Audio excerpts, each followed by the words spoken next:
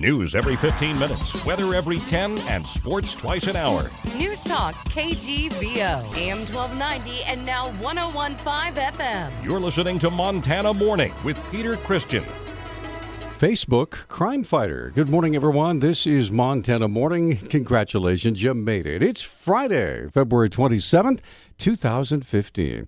And our newscast this morning is sponsored by Kootenai Creek Village, the maintenance-free active adult community in Stevensville, where you'll get the best of Western Montana living. A Facebook tip has led to the arrest of a robbery suspect by Missoula police. Public Information Officer Travis Welsh says the public provided a tip that led to the successful arrest of 25-year-old Chad Moore of Missoula. Yesterday afternoon, we had information that identified our suspect from the incident that happened the day before. And that information, as I said, identified him and also gave us an idea of where this person was going to be at a specific time. Wells said the tip contained precise information that helped lead to the man's arrest. We responded to an area in the 3000 block of Great Northern Way and actually saw the suspect. He matched the description. He was in the vehicle that was depicted in the surveillance video, and he was taken into custody without incident. Wells said Moore was arrested and charged with felony theft. He's in jail on $50,000 bond. A woman in her 20s was arrested just after midnight after allegedly threatening another woman with a knife in the Walmart parking lot. Corporal Patrick Erbacher with the Missoula Police Department says a county sheriff's deputy located the suspect's vehicle and city police apprehended the suspect. She's been taken to the Missoula County Jail and booked on felony assault with a weapon charges. No names have been released. A 34-year-old man who was convicted of sexually assaulting a nurse last spring has been sentenced for trying to kidnap a 10-year-old girl as she played with her brother in a Missoula park. District Judge Karen Townsend on Tuesday sentenced Cody James Lowe to 10 years under the supervision of the Department of Corrections with 8 years suspended. He's also required to register as a sex offender. The Missoulian reports that Lowe has been jailed since his June 21st arrest.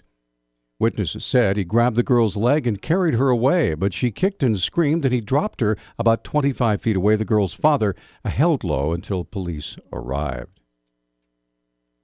And a 21-year-old Evergreen man, that's near Kalispell, has pleaded not guilty to deliberate homicide in the death of his girlfriend's 2-year-old son. Brandon Lee Walter Newberry entered his plea yesterday in district court, trial set for April 27th.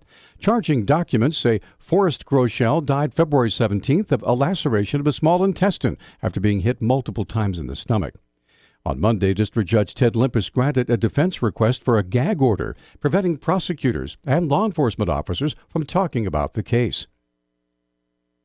Montana representatives have voted twice to down a proposal to give school boards more discretion on the expulsion of students found with guns at school.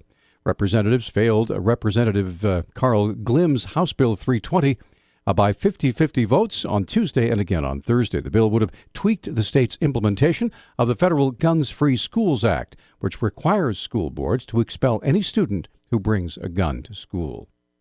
Montana Department of Health and Human Services is trying to preempt the reoccurrence of measles in Montana, even as the virus has spread to 17 other states.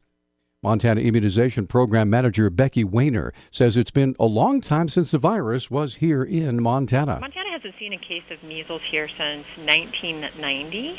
It's been a while since measles is here, and obviously the state would like to keep it that way. We look at what is happening around the nation, and with such a mobile population that we have, we see measles happening in some of our neighboring states. So as folks start to travel from there to us, there's always the opportunity that measles might come with them. Weiner says the way Montana kept measles at bay is very simple. Montana has been vaccinating our children and adults accordingly. Vaccination is our best opportunity to prevent measles in our community. And so with this recent event and occurring events, we just ask that people check their vaccination status to make sure that we can keep measles under control should we see a case here. Those born before 1957 are believed to be immune to the virus, but everyone else is advised to check with their doctor to see if their measles, mumps, and rubella vaccinations are up to date. An alleged foreign currency scam run by Richard Converse out of Great Falls may have put the private information of hundreds of Montanans in jeopardy. Montana Insurance Commissioner Monica Lindine's Communications Director Jennifer McKee explains. His alleged scheme involved gathering a lot of personal information about people who believed they were buying currency, which was the Vietnamese dong and the Iraqi dinar. And some of that information includes Social Security numbers and date of birth and other sensitive personal information that Montanans might have shared with this gentleman in the course of becoming one of his investors. McKee says 400 people around the world and nearly 200 here in Montana were taken in Converse's operation. We believe the forms they filled out were fake. They are actually not affiliated with any major financial services firm as they are purported to be. And we wanted Montanans who were potentially involved in the scam to, number one, call our office to help us as we continue to look into this, and also to take the precautions that they need to lock up their credit and to keep their personal identity from being stolen. Anybody who thinks they may have been a victim can call 1-800-332-6148. Montana child poverty levels may be much lower than federal statistics indicate. Kids Count Data Center Director Tally Dillon says a new calculation does a better job of showing the needs of families than the old system, which was developed back in the 60s. If you use the supplemental poverty measure without taking into account these assistance programs, it's at about 30%. If you use the official poverty line, that's about 22, I think. But if you take into account these assistance programs, it drops the poverty rate for children to about 12.5%. At this point, the federal government's still using the 1960s poverty level formula. It has not indicated any plans to use a new formula.